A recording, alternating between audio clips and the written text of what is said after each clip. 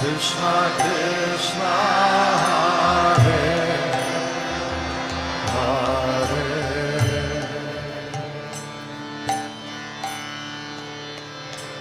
Hare Rama Hare Rama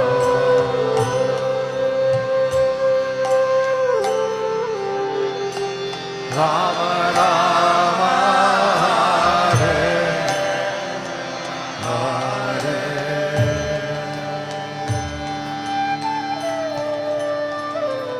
Hare Krishna Hare Krishna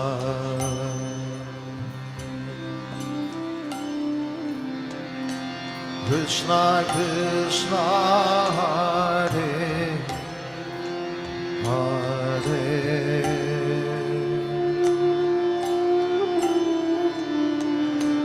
Hare Rama Hare Rama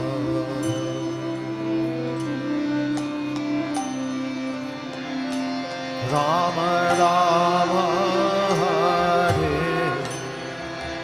Hare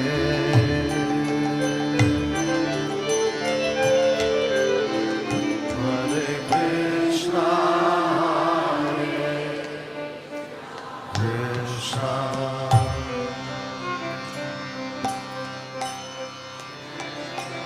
Krishna Krishna Hare Hare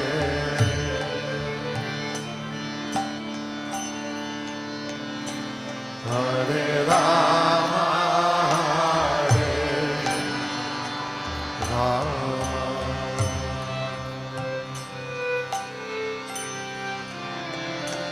Rama Rama Hare Hare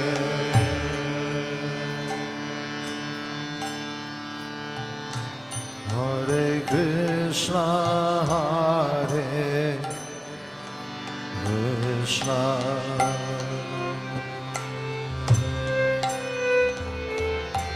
Krishna Krishna Hare Hare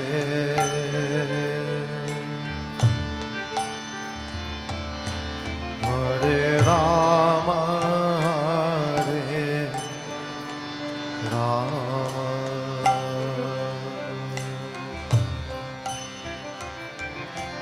Rama Rama Hare Hare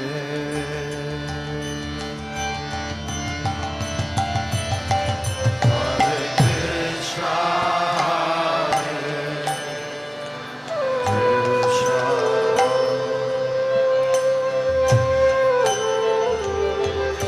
Krishna Krishna Hare Hare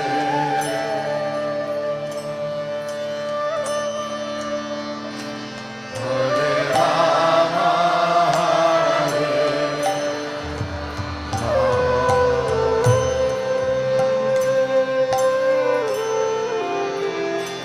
Rama Rama Hare Hare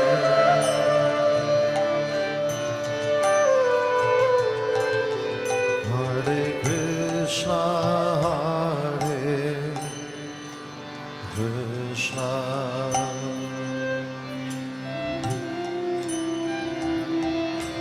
Krishna Krishna Hare Hare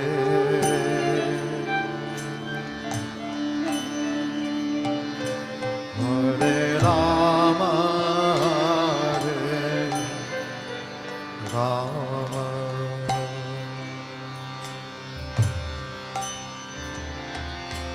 Rama Rama Hare Hare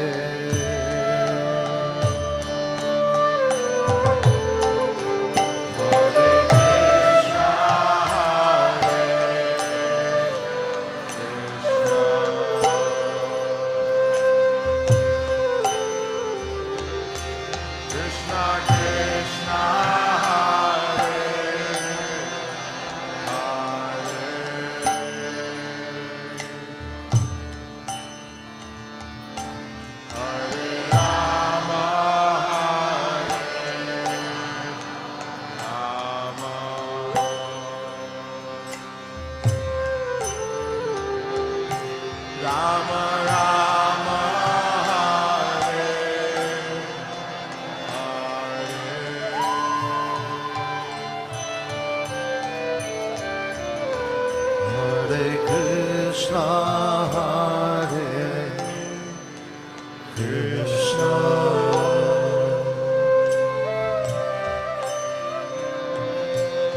Krishna, Krishna, Hare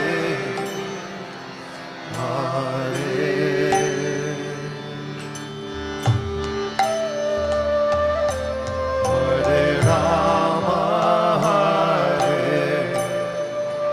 Rama,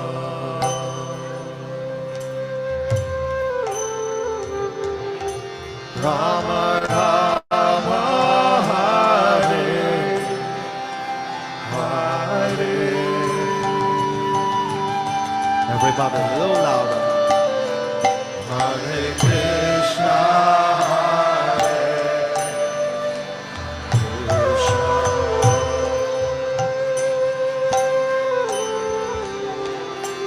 Krishna Krishna, Hare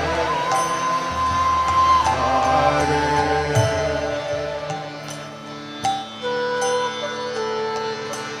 Hare Rama, Hare Rama,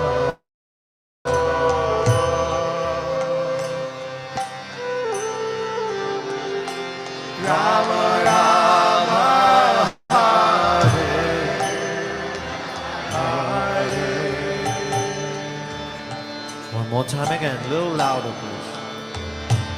Hare Krishna, Hare Krishna,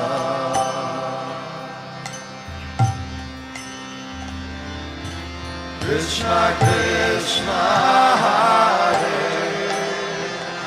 Hare,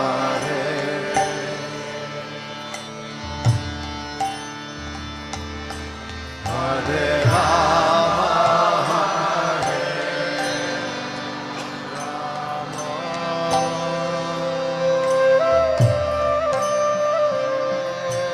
Rama, Rama Rama, Hare Hare. One more time, a little louder with your heart. Hare Krishna, Hare Krishna,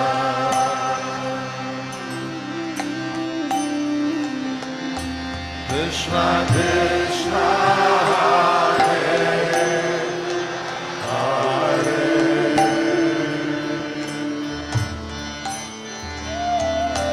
Hare Rama, Hare Rama,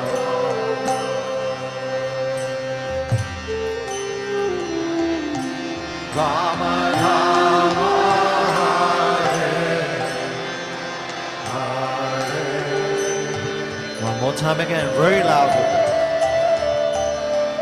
Hare Krishna, Hare Krishna. I can hear you at the back. A little louder. Krishna, Krishna, Hare Hare,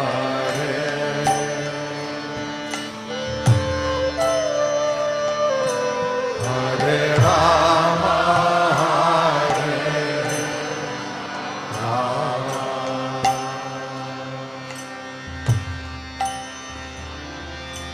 Rama Rama, Hare Hare,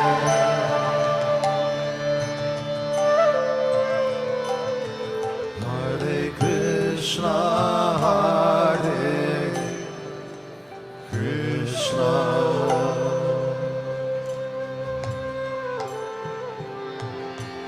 Krishna Krishna, Hare Hare,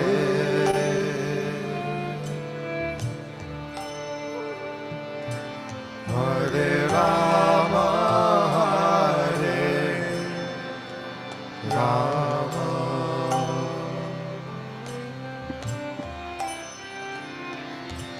Rama Rama, Hare Hare.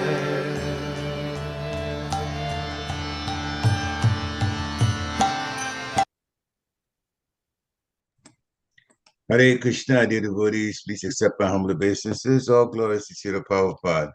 Welcome to the class this morning, Srimad Bhagavatam class from Canto 1, Chapter 18, Text 13.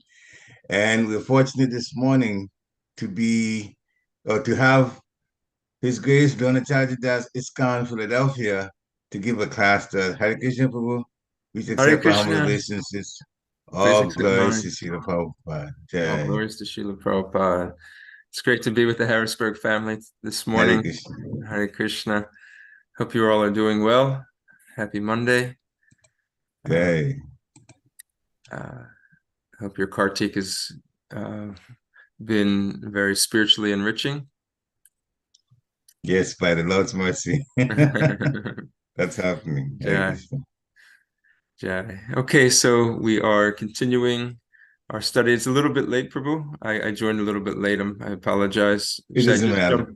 Jump right into the verse because of time? Okay. Yeah. Hare Krishna. Narayanam namaskritam naram chaiva narottamam devim saraswatim vyasam tato jayamudirayit nasta prayeshu abhadreshu nityam bhagavata sevaya bhagavati utamashloke bhaktir bhavati naishtuki Om namo bhagavate vasudevaya Om namo bhagavate vasudevaya Om namo bhagavate vasudevaya Srimad Bhagavatam, Canto 1, Chapter 18, Text number 13. Tulayama lavenapi na swargam na punarbhavam Bhagavat Sangi Sangasya Martyanam Kim Uta Shishaha Tulaya Ma Lavenapi Naswargam Napur Narbhavam Bhagavat Sangi Sangasya Martyanam Kim Uta Shisha Tulayama Levenapi Nasvargam Na Punarbhavam Bhagavat Sangi Sangasya Martyanam Kim Uta Shisha. Any of the devotees like to chant? Tulayama lavenapi naswargam napunavavam bhagavat sangi sangasya bhatyanam kim uta shisha. Hare Krishna. Hare Krishna.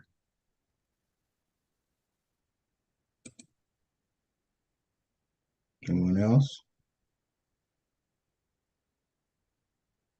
Hare Krishna, Prabhu. Tulyayam lavenapi na swargam na purbhavam Bhagavat Sangi Sangasya Martyanam Kim Utashiha.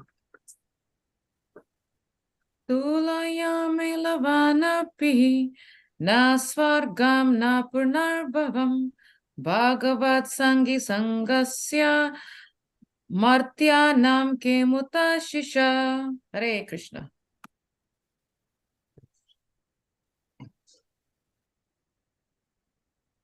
Okay, synonyms. Tulayama, to be balanced with. Lavena, by a moment. Api, even. Na, never. Swargam, heavenly planets. Na, nur. Apuna bhavam, liberation from matter. Bhagavat Sangi, devotee of the Lord. Sangasya, of the association. Martyanam, those who are meant for death. Kim, what is there? Uta, to speak of. Ashisha, worldly benediction. Translation and purport by His Divine Grace, Srila A.C. Bhaktivedanta Swami Prabhupada.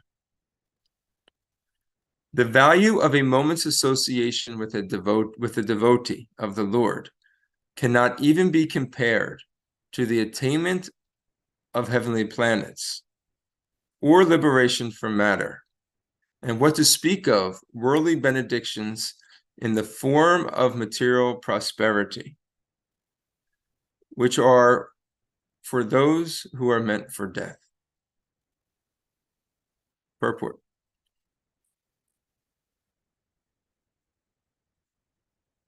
When there are some similar points, it is possible to compare one thing to another. One cannot compare the association of a pure devotee to anything material. Men who are addicted to material happiness aspire to reach the heavenly planets like the moon, Venus, and Indraloka. And those who are advanced in material philosophical speculations aspire after liberation from all material bondage. When one becomes frustrated with all kinds of material advancement, one desires the opposite type of liberation, which is called Apurna Bhava, or no rebirth. But the pure devotees of the Lord do not aspire after the happiness obtained in the heavenly kingdom, nor do they aspire after liberation from material bondage. In other words, for the pure devotee of the Lord, the material pleasures obtainable in the heavenly planets are like phantasmagoria. And because they are already liberated from all material conceptions of pleasure and distress, they are factually liberated even in the material world. This means that the pure devotees of the Lord are engaged in a transcendental existence, namely in the loving service of the Lord, both in the material world and in the spiritual world. As a government servant is always the same, either in the office or at home, or at any place, so a devotee has nothing to do with anything material, for he is exclusively engaged in the transcendental service of the Lord. Since he has nothing to do with anything material, what pleasure can he derive?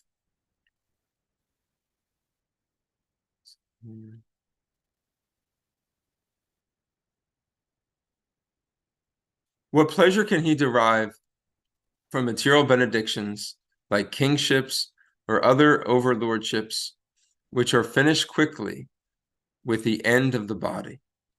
Devotional service is eternal, and it has no end because it is spiritual. Therefore, since the assets of a pure devotee are completely different from material assets, there is no comparison between the two.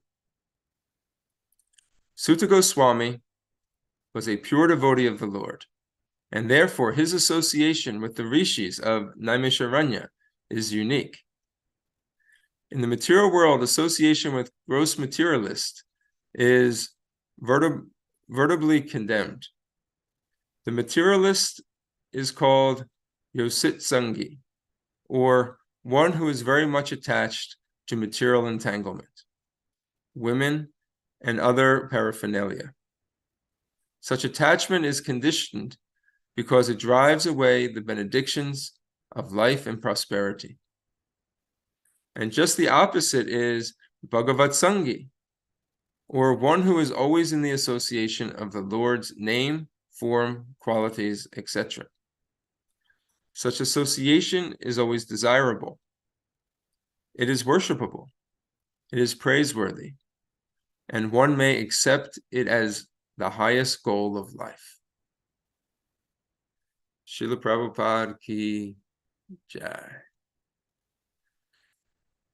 Om Agyanatimbadandasya Gyananjana Shalakaya Chakshur Umaliyatam Yena Tasmai Shri Gurave Namaha Shri Chaitanya Manobishtam Swapitam Yena Bhutale Swayam Rupa Kadamayam Dadati Swapatantikam. Jaya Shri Krishna Chaitanya Prabhu Nityananda Shri Advaita Gadadhar Shivasadi Gaura Bhaktivinoda Hare Krishna Krishna Krishna Hare Hare Hare Rama Rama Rama Hare Hare. The verse once again. The value of a moment's association with the devotee of the Lord cannot even be compared to the attainment of heavenly planets, or liberation from matter, or what to speak of worldly benediction in the form of material prosperity, which are for those who are meant for death. It's a beautiful verse, and you may have heard this verse before when devotees speak about the importance of association with the devotees of the Lord. Even a moment's association, can deliver one from this material existence. As the famous verse in the Chaitanya Charitamrita, Majjhila, chapter 22, text 54. Sadhu Sangha, Sarva Shastra Koi, Lava Mantra Sadhu Sangha, Sarva Siddhi Hoy. The verdict of all revealed scriptures is that even a moment's association with a pure devotee, one can attain all success. And by a moment, Srila Prabhupada defines this. He says, according to astronomical calculations, lava mantra, lava is 1/11 of a second. So that is the power, even by something that is almost uncalculatable and measured by us. The potency of being in the association, hearing and serving the Lord's pure devotees. Those devotees that have full intention to serve exclusively the Lord and the Lord's mission. Nothing for themselves, everything for Krishna. We find that in this verse, there's being stressed the idea of comparison, and that we should never compare in terms of the benefit, the association of the Lord with other types of spiritual practices that are meant to bring about perfection of one's dharma, artha, kama, and moksha. Religious activities, those religious activities which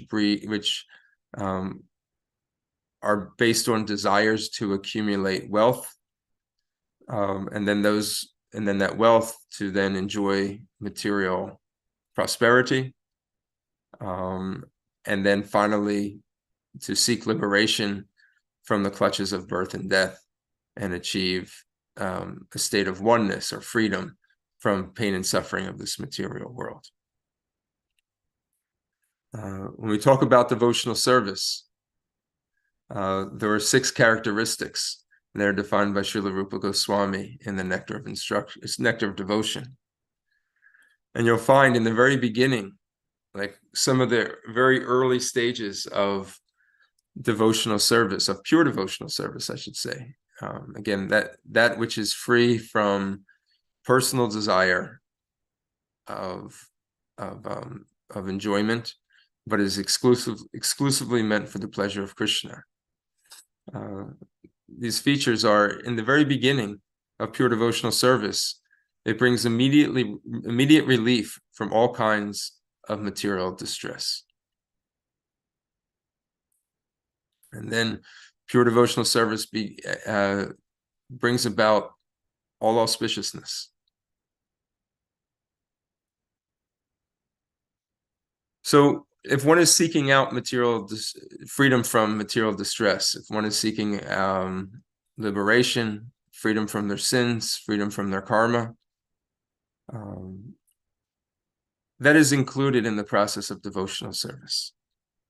One not need to seek it out separately. Krishna says, Sarva dharmam pratyaja mamekam sharanam vraja aham tvam sarva papevyo mokshaya shami masuchaha. You surrender unto me, I will take care of all your sinful reactions. Do not fear. It's included in the process of pure devotional service. We don't have to pray to certain demigods, perform certain yagyas or sacrifices that are on a particular day. We just engage and immerse ourselves in devotional service to the Lord. This pure devotional service is the eternal activity of the living entity. And therefore, to return to that pure activity, one elevates oneself out of the material conditioning, out of this material world, and starts acting on the spiritual platform. Leave behind all of the material distresses and all the material contaminations. The third characteristic is that pure devotional service automatically puts one in transcendental pleasure. One allows one to taste and experience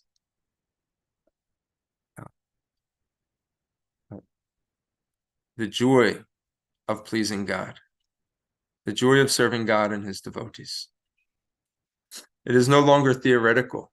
It's not just something that you read about in the scriptures and hope that one day after I die, I'll get a chance to experience. No, your faith is actually realized and put to the test in practical experience. And one has an opportunity to actually engage one's body and mind in serving the Lord.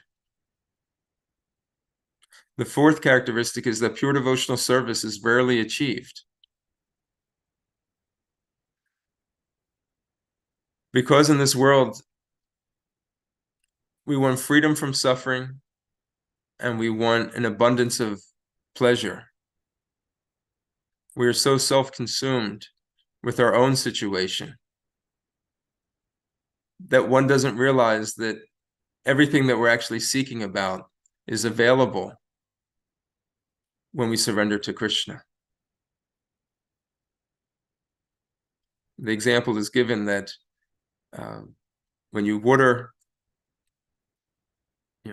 the leaves and branches of a tree, it can't really be satisfied because the nourishment actually has to come from within the tree itself.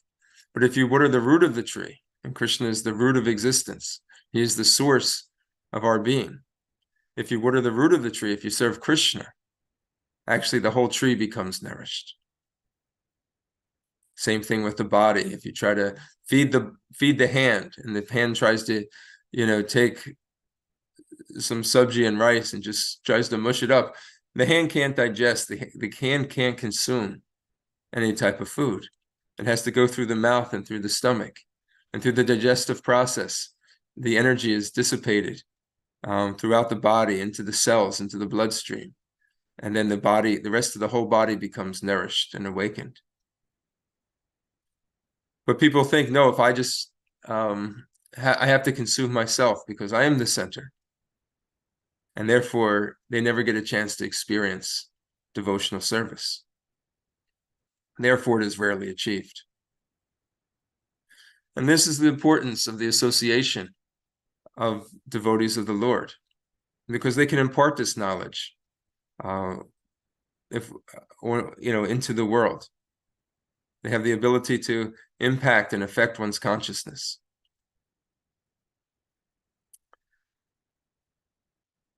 The fifth characteristic is that those in pure devotional service overcome even the conception of liberation. Srila Prabhupada, would say that this idea of liberation and becoming free from all dualities is the last snare of Maya. Because still, even in the concept of liberation, it is self-centered. It may be more elevated than just gross material enjoyment of the body and senses. It may speak about the negation of enjoying the body and senses for a higher purpose. But still in liberation, the concern is that I am at the center and I have to worry about my own welfare.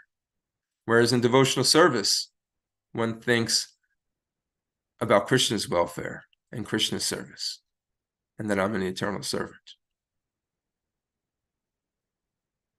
The byproduct of such devotional service is that liberation is already included. You don't have to get it separately. Within $20, or within $100, $20 is automatically there. You don't have to seek out separate $20. If you get $100, already $20 is included. If you were seeking out $20 and somebody gave you $100, you wouldn't say, no, take that back. I'm just looking for a $20 bill. It's already included. And then the last characteristic, the sixth one that Srila Rupa Goswami gives us, is that pure devotional service is the only means to attract Krishna. Krishna is all attractive, but pure devotional service attracts even him. This means that pure devotional service is transcendently stronger than Krishna himself, because it is Krishna's internal potency. This is a higher level of perfection and realization.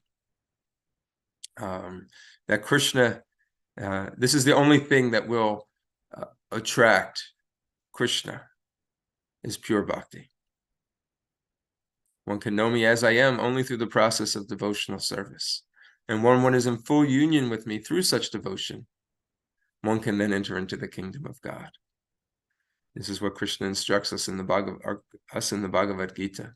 It is only through the process of devotional service. And therefore, devotional service should not be compared to the other processes of karma and jnana.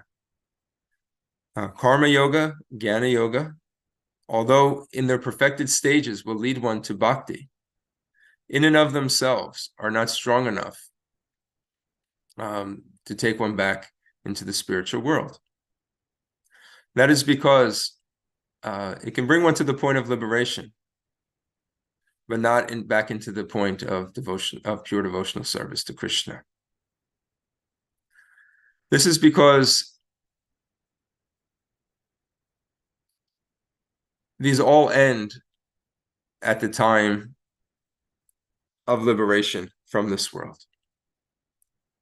Material enjoyment doesn't exist in the spiritual world. It is all spirit. And liberation, at the time of liberation, then the question you have to beg the question, what happens at the time of liberation then? Does existence stop? Pure devotional service picks up where liberation ends. And therefore, pure devotional service cannot be compared to the process of jnana and karma. And we find this, that we're not to compare these things. Also, in the 10 offenses for chanting the holy names of the Lord. The first comparison that we're not to do is compare the holy name of Lord Vishnu or Krishna to that of the greatest demigods like Lord Brahma and Lord Shiva. Lord Brahma and Lord Shiva's existence is dependent. They are created by Lord Vishnu. However, Lord Vishnu is completely independent from his energy. But the energy is completely dependent upon the energetic.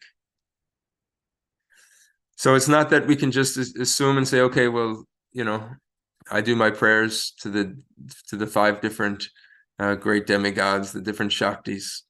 We do Durga Puja, and then, we do prayers to Lakshmi and pujas to Lakshmi, and then we do other different types of prayers, and they're all the same. There's a desire to bring the different devatas, even the most senior among the devatas, demigods, on the same platform as Lord Krishna. This is a misunderstanding, and we've been instructed in this verse that let's not make the comparison. In the Bhagavad Gita, Krishna explains that the demigod worship is that for those whose intelligence or understanding is less developed, who are still thinking on the materialistic platform.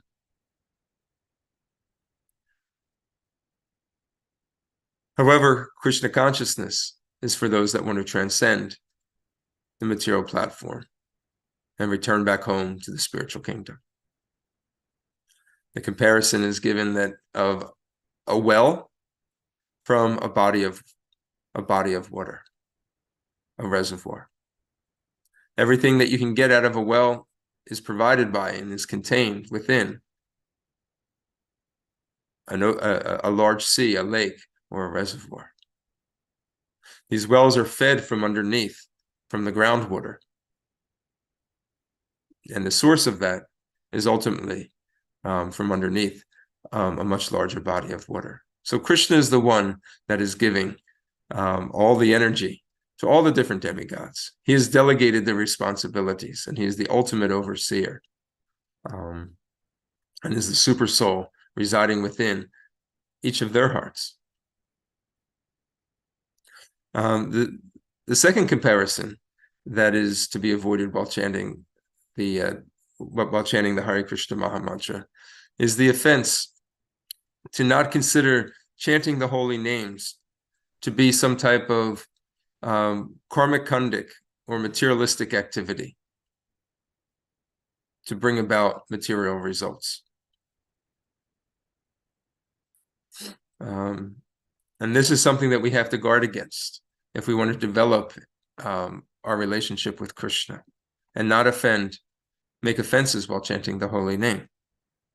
These offenses are what these aparads, they push away the auspiciousness and prevent us from giving our full attention and attraction to Krishna.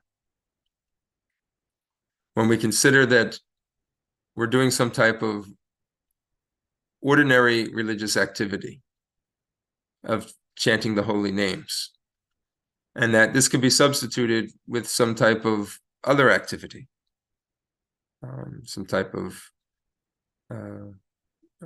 puja, offering, sacrifice, to bring about protection of a family member, or for wealth, or for the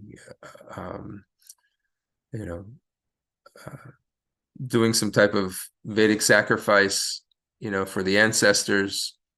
To think that chanting the holy name can be interchanged with these activities.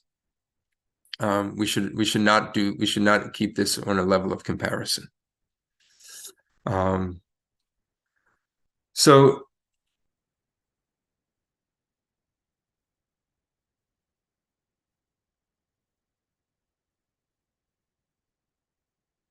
the Bhagavat Sangha, the association, this is what we are meant to create. We are meant to take advantage of, and we're meant to create. Places where the association of the Lord, his form, his names, the Lord's mission is discussed and practiced. That is the purpose of the temples. And this is one of the reasons that Srila Prabhupada established ISKCON, was to provide society with a place for this Bhagavat Sangha. Our duty is to keep it pure, is to keep it available, and to reach out to as many people as possible, to allow them to have the association that has the ability to transform their heart and consciousness. Another comparison we find in the scriptures is that the association of a devotee should not be compared to even that of taking a bath within the holy rivers, like the Ganges, or going to a holy place and circumambulating, the religious monuments. And why is that? It's because one can take a bath in the river of Mother Ganga, and they can become purified from the sins that they've performed previously. But as soon as they come out, they may return and engage in those sinful activities once again. They haven't learned. They haven't understood. Their consciousness has not been transformed. However, by hearing the words of a pure devotee, the transcendental knowledge can cut through the delusion of misunderstanding. It can awaken the ignorant state that the living entity is in. The holy name chanted by the devotees of the Lord can awaken within one's heart love for Krishna, and at least in a curiosity for what is this? I felt something different within me. So therefore, the service to the devotees, which starts with hearing and chanting, that is recommended above traveling to holy places and taking a bath. Srila Prabhupada, he was acknowledged by his spiritual master, Srila Bhaktisiddhanta Saraswati Thakur. They were in Vrindavan, and many people, devotees even, were going out on parikrama. And Bhaktisiddhanta Saraswati Thakur was giving lectures, discourses. And Srila Prabhupada would stay back and listen to his discourses while many of the devotees went on parikrama. Now, even this parikrama is very special because it's the holy land of Vrindavan, which is none different than Lord Krishna. But he stayed back and listened to his spiritual master. And Srila Bhaktisiddhanta Saraswati Thakur took note of that. And he said, this is a special person. He likes to hear. He says, I've marked him, because the power of Bhagavat Sangha has the ability to transform our consciousness. There's a story, an instructive story about how valuable saintly beings are in this world. Whereas the materialistic person, they live only for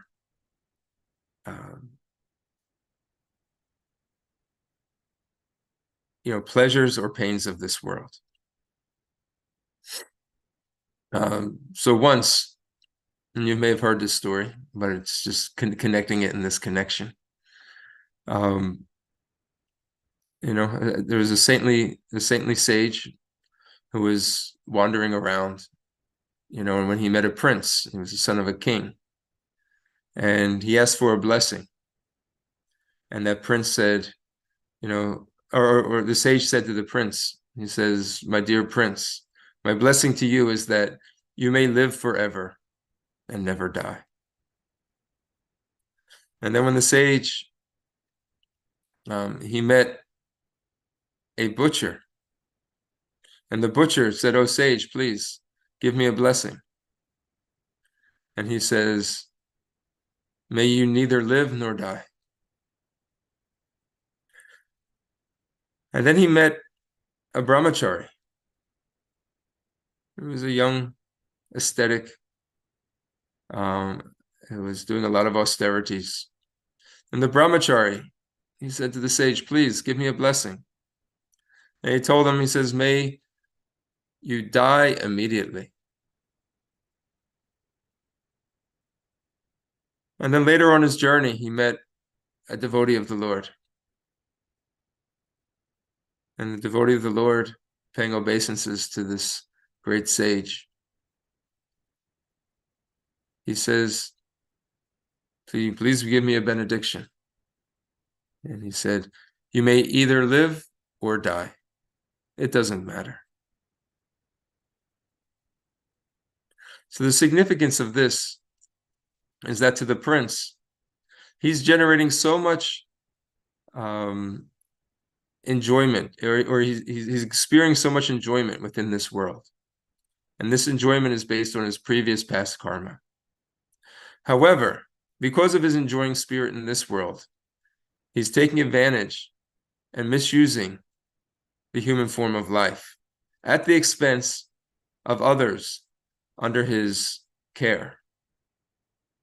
He's exploiting taxes and not using them properly, but they're using them for his own enjoyment. So therefore, he's generating bad karma, sinful activities that he'll have to experience in his previous life. So his benediction was, may you live forever and never die. The butcher, however, he says, you can neither live nor die. His activities in this world are sinful that he's performing. And because of the sinful activities he's doing right now, he's experiencing a hellish life. And the life in the future, because of all his sin, is going to be horrific. So you're in the most helpless place. You're living hell right now, and you're going to live a hellish life in your next life. You're hopeless. For the brahmachari, he was performing so much austerities, and in those austerities, he was developing so much punya, or pious credits, that better you die immediately and don't have to suffer in this life, but you can enjoy in your next life. So die immediately. But interestingly enough, for the devotee, he said, you may either live or die. And this is because, and it's alluded to in this verse, one who's engaged in the devotional service of the Lord is experiencing transcendental existence. They are already liberated. Srila Prabhupada says they're already liberated from all material conceptions of pleasure and distress. And therefore, they are factually liberated even from this material world. Even though they may be acting in this world, they are not of this world. That is the power of pure devotional service. These saintly beings who are fully committed their lives to serving the Lord,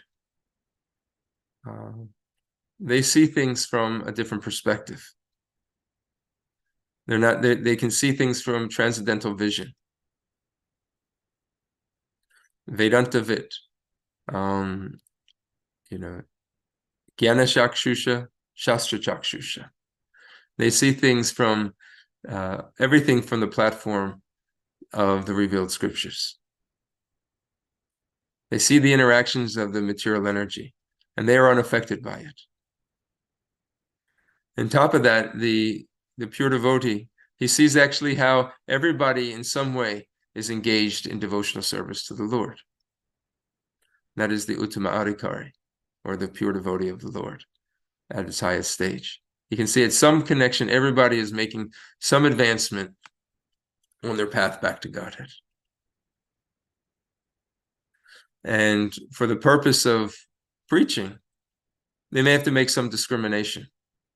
Okay, this person seems to be an eligible candidate to come closer. But their vision is actually that of transcendence. That everybody is a spirit soul, and they have compassion on all living beings.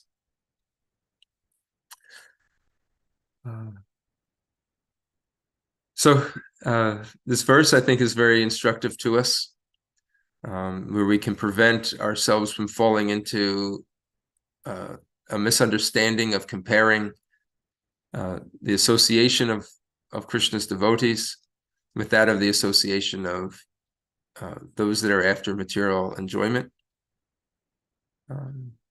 We sometimes get misled.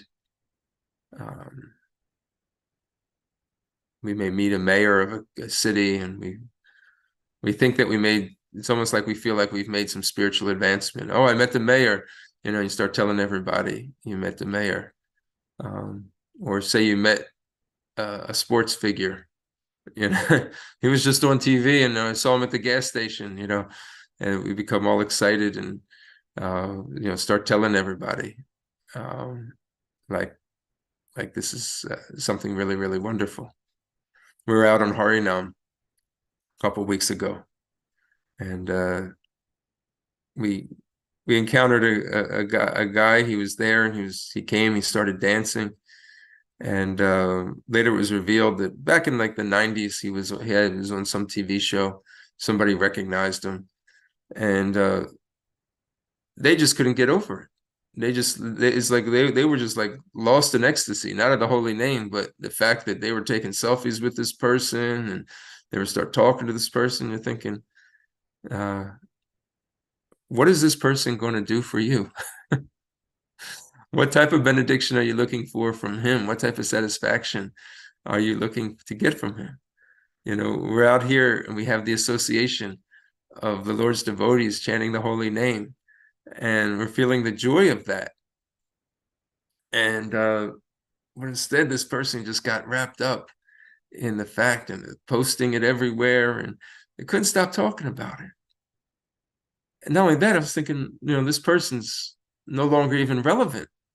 This is something back 20 years ago they were relevant. So we have to be careful to compare spiritual association with material association. This material association will continue to make attachments in this world, and take us further and further away from the ultimate goal of life. Hare Krishna.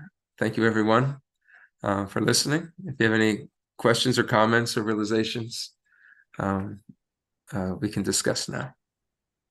Thank you, Prabhu. It's a very, very, very nice lecture. And you started off with what's in the beginning of Nectar of Devotion, the 6 characteristics of pure devotional service, which you explained so very nicely. And then, of course, towards the end of the lecture, my takeaway also was the situation where the sage was describing the life, what would happen to the prince when the prince asked for blessing, what would happen to the butcher when the butcher asked for blessing, what happened to the brahmachari, and then also the devotee. And it all explained so nicely. It's nice to hear it, because I've heard a long time ago, and in fact, I had forgotten about it. So when you brought it up again, it was very nice reminder. With the explanation, made it even better. So, devotees, this is the time to ask questions, bring about some discussion, takeaways. You can mention those, and whatever realizations you've got that connect to this lecture also, you can talk about those. So please unmute yourself and let's have some discussion. Hare Krishna. Hare Krishna. So Madam Sriya's hand is up, so go ahead. Hare Krishna, Dronacharya. Please accept my humble obeisances. Always assure Prabhupada. Yeah, please accept. Wonderful class. The class is just opportune for the month of Kartik. It's devotional service. It's Krishna's arrangement that you got this verse, but it's really a perfect verse for the month of Kartik. You always give the good verses to me. I don't know how it just, Your fortune falls in that. It's my good fortune. It just flows in the sequence, so it's got nothing to do with me, Prabhu. Complete Prabhupada's mercy. But there's one point that really caught my attention, quite a bit, Drona, is that you said devotee association. I think you're talking about devotee association, but the word that caught my attention was pure. How can there's so much going on out there. Kali Yuga is progressing. Our minds are in haywire, like constantly. When we come together, how can we make our devotee association pure, and how can we develop that consciousness to make it pure? Good question. So to make it pure, we have to keep Krishna always in the center. And individually, we can do that, and collectively, we can do that. So individually, each person, when they go into the association of devotees, we should purify our consciousness and say, we got to check our egos at the door before we walk in. We have to make a conscious effort to say, I'm aware that I have some baggage going on. I may have some material desires that are there, but Krishna, please help me understand I'm going into a place that can help purify me from all of this. And therefore, do not allow these things that are within me that could be a disturbance to the association of devotees to come up. Just make a conscious effort to it.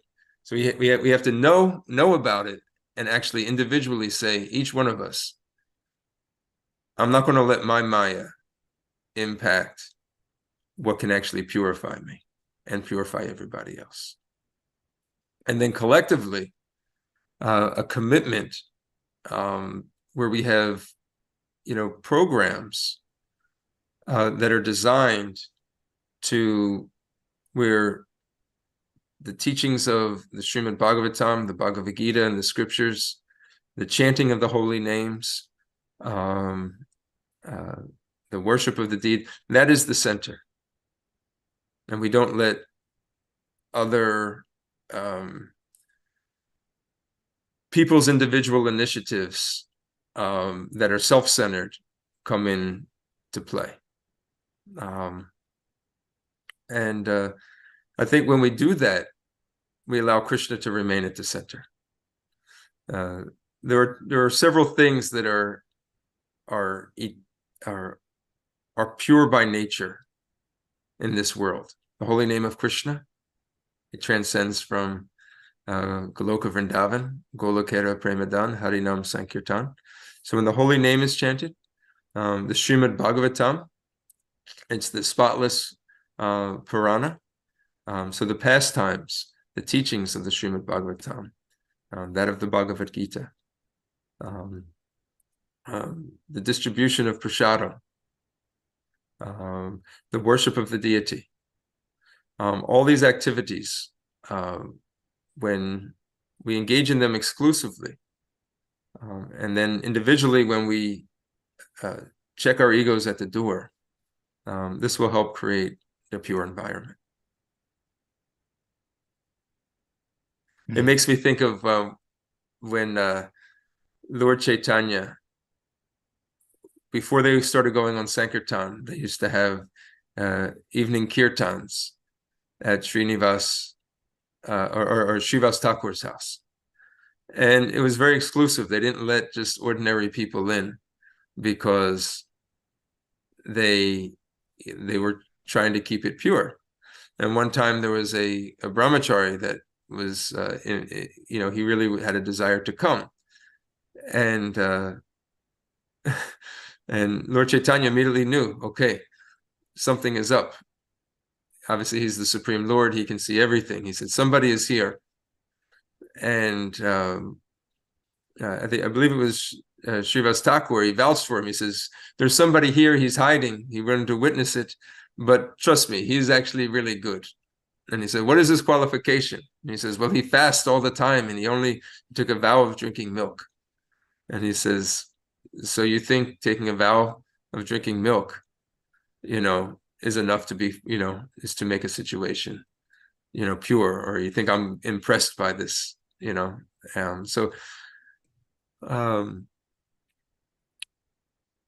have to be careful with our intentions. And obviously we invite everybody in, and our temples are open for everybody. But collectively, the devotees who are practicing, the sadhana bhaktas, those who have taken initiation or have taken interest in their spiritual lives, there should be a commitment to come together and leave the external outside, and come together for an upliftment of consciousness in Krishna's service. It's not easy, but No. but if you have several people that do that, it becomes very powerful. Thank you very much. This is a very nice response. There's a question in the chat, but before I read that, I would just like to make a point. Something that came to mind when you were answering this question.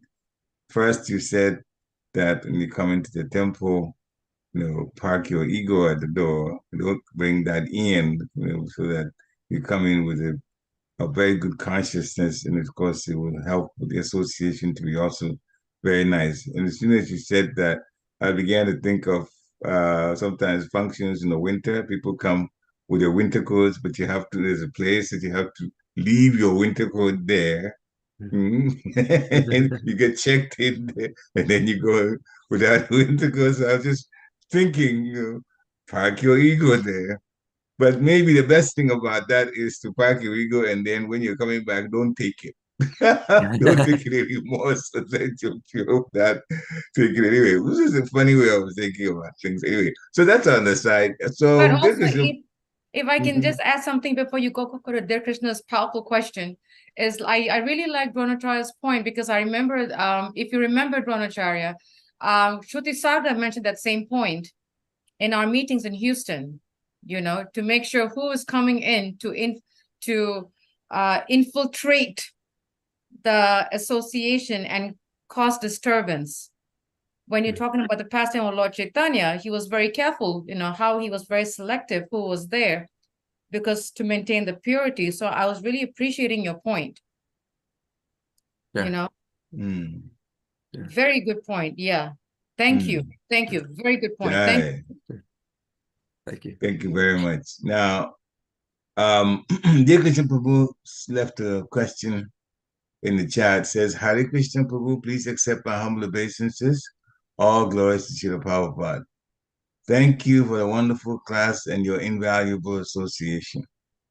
Here's the question. How do you define a good devotee relationship? How do I realize if I'm in a good association? I might myself get immersed in an association due to my weaknesses without realizing it, that it's not conducive for my Krishna consciousness. So the point he was making, when he's stressing, how do I realize that I'm in good association?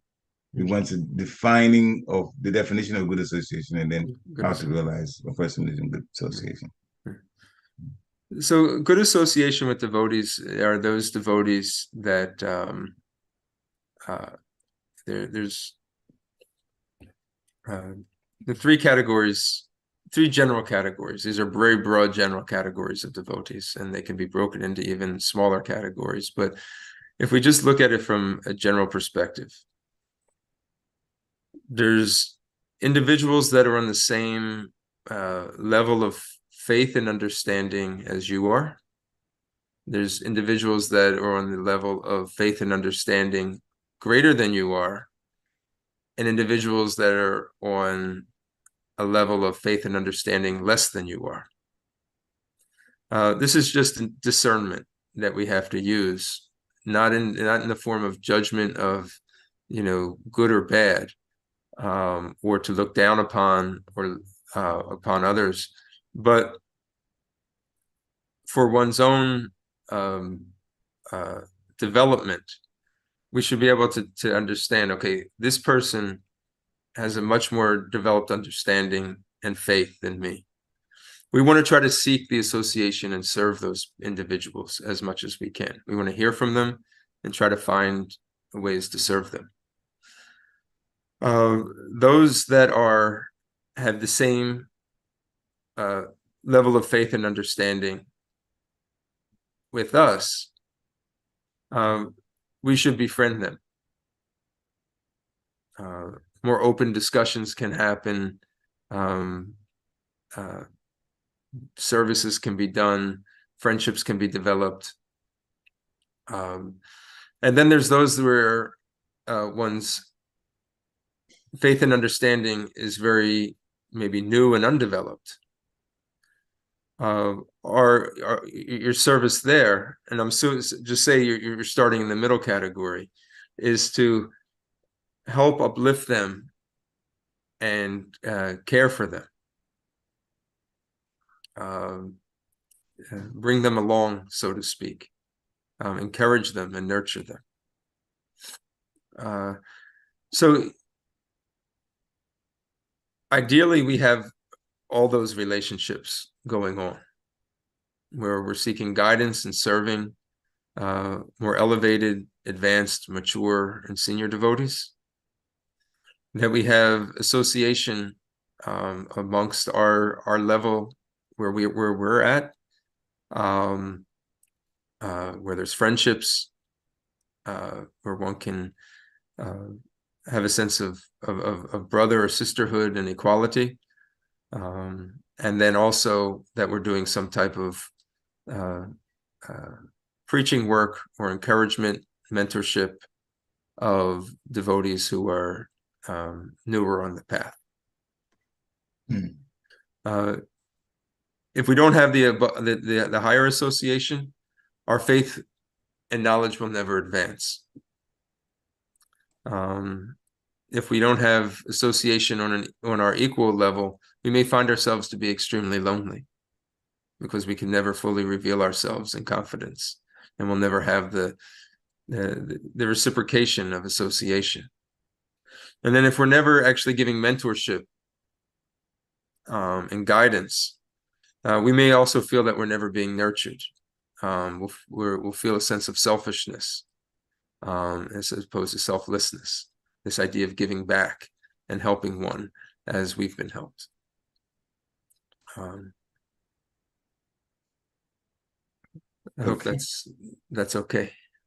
So I raised my hand because I wanted to have a follow-up question then. Sure. So those with faith and understanding at a higher level than us, so of course we will milk them for lack of a better word, so much knowledge, and also serve them. That understanding is there. Then from what you explained, and even the cautionary points that you made, in order to make those associations worthwhile, then it seems to me like all of that's good association then, depending on what we do in the association that we're in. Yes. Is that a good assessment then? Yeah. We have to make sure. Sometimes there's a tendency just to think because you're around devotees, that's devotee association. But the activity that you're doing with the devotees really determines whether it's good association. Very good point. And you can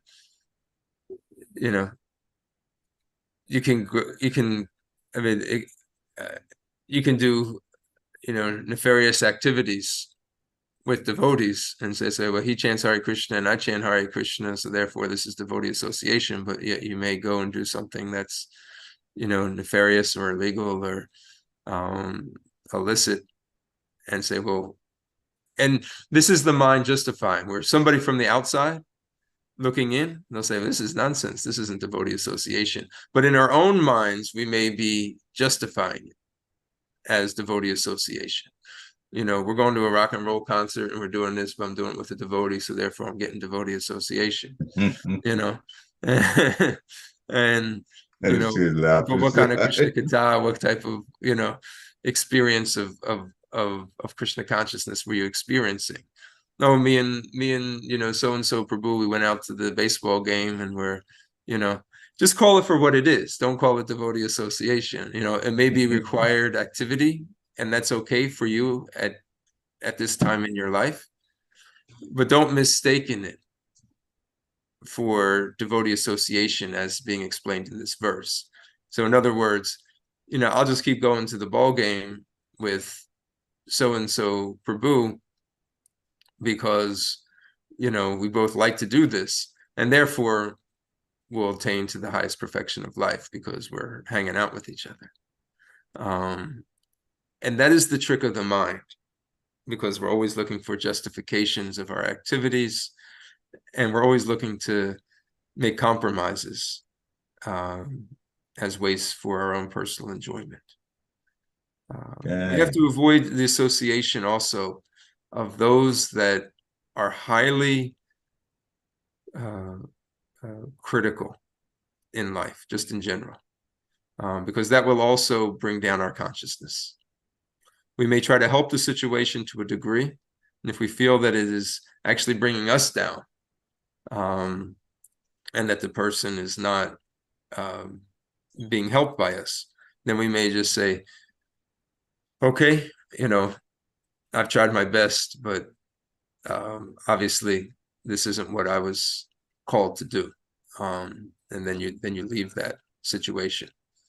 Oftentimes we find people, they feel they see themselves, and I had this situation with a Mataji in our congregation. She feels that perhaps her service is to take everybody's complaints and everybody's, she's just a very compassionate person, but almost to a fault, where she's unable to lift them up, but she's just able to hear what they have to say. And it takes such a hard impact on her to the point where sometimes she begins to change. Her faith begins to wane.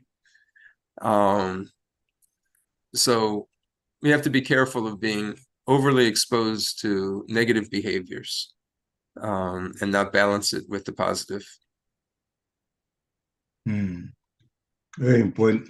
Very important. Thank you very much for this explanation. This is the things that we have to be careful of when we come to devotee association. Sometimes we we become so compassionate, we begin to ruin our own devotional keeper. So that's the point you're making. It. Dear Christian Prabhu has put another point in the chat. First, he thanked you for answering the question. And he also said about some people infiltrating the devotee association to cause disturbance. This is a thing that goes on one after another. You hear in different temples around the world. Anyway, so I'll continue. After Samudra Matan, the churning over ocean pastime, after the demons felt that they got cheated by the demigods and Lord Vishnu because they didn't get the nectar from there, they couldn't get it. So the demons took a vow to appear as pseudo-Brahmins and devotees in Kali Yuga and disturb or divert faith of devotees. In a way, it's scary. I guess he wants you to comment on that. The devotees, the Brahmins being infiltrated, the Brahminical Nirvana being infiltrated by this vow that the demons took to come looking like Brahmins, but then, to cause problems for the devotees because of the demigod pastime situation. They didn't get the nectar. And I guess he wants you to comment on it. Yeah, I mean that's the thing when say a wolf in sheep's clothing, where the most dangerous thing is a person who is disguised as a benevolent person to get your that takes your faith, and then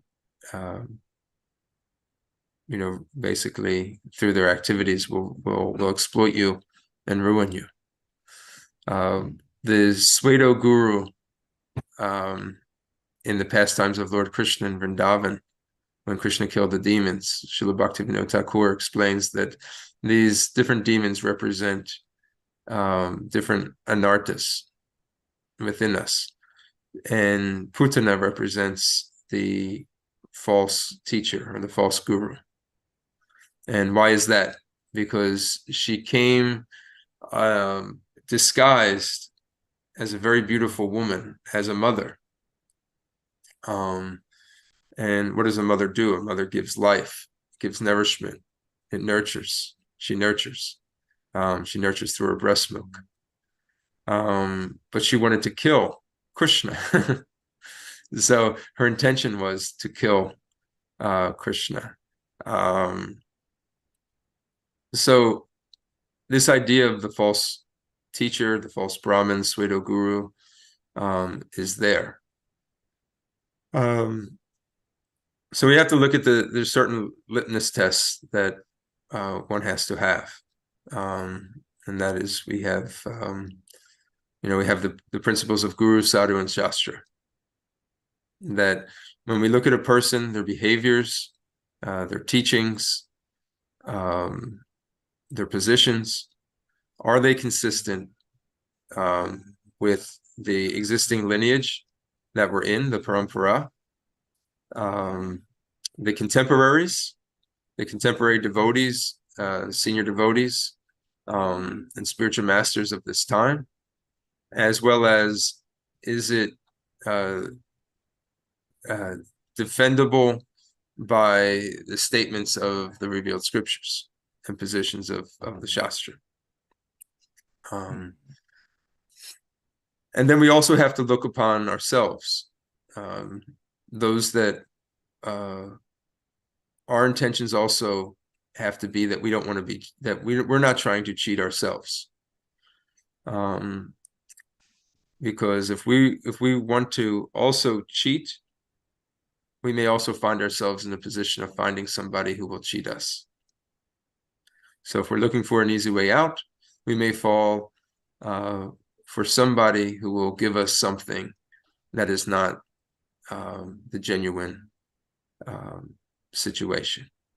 So if we're thinking, oh, well, I can, these 4 regulative principles are a little too much for me, but there's somebody who's promising me the same result, but saying I only got to I don't have to follow any of the regulative principles, then we're looking for a compromise situation. And then Krishna will then direct us to a person who will then cheat us. So we also have to be careful. Krishna's also given us our intelligence, our buddhi intelligence, to be able to make discrimination. And this is also proper ways to use our intelligence, is to discriminate based on behavior and etiquettes of a person. And we should use that. Thank you very much. These are all very, very important points. Very precautionary measures that we have to take so that we don't get cheated. If you want the easy way out, you will get an easy way out, but the results also will be disappointing in the end. Thank you for bringing that point up. All right, so Madanasia is saying mentorship is nurturing. Very good point. This is from all the chat. And Dear Krishna again says, once again, thank you so much. We need more of your association in Harrisburg. I second that. Thank you so much for your kindness.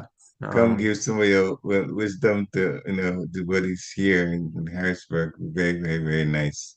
You guys, the devotees are really, really special. And I'm most fortunate to be able to have your association. We feel fortunate to have yours. It's nice. It's very nice. So, devotees, you have any last questions or comments? We already have well past the hour. I really want to thank Dronacharya for this wonderful class. It's really powerful. And as Dear Krishna said, I second his point. We are really missing you in Harrisburg, Dronacharya. I know you're very busy right now. You've gotten even more services, but when you want to sneak out, give me a heads up and give you a time for come class over here. We would love to have your association here, Prabhu. Very much so. Thank you so much.